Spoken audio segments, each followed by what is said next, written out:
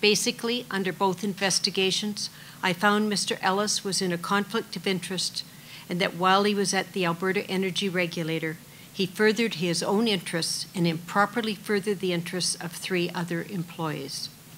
I found that the primary motivation behind ICORE Energy Services NFP was to create future employment for himself and others. He breached both the Conflicts of Interest Act and the Alberta Energy Regulator Code of Conduct. The investigation found that Mr. Ellis was the architect and final decision-maker in all aspects of the creation and implementation of ICORE.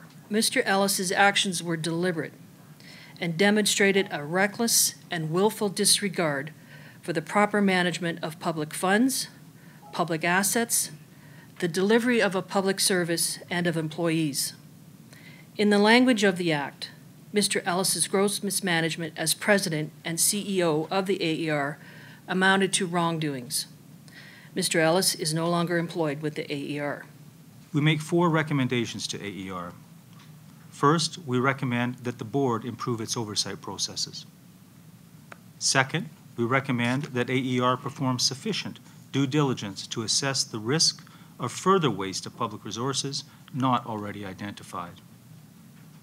Third, we recommend AER evaluate whether additional funds expended on ICORE activities are recoverable.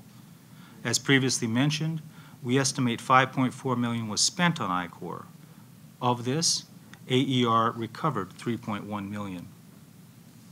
And finally, we recommend AER staff are made aware of and are sufficiently trained on recent enhancements to the board's whistleblowing process.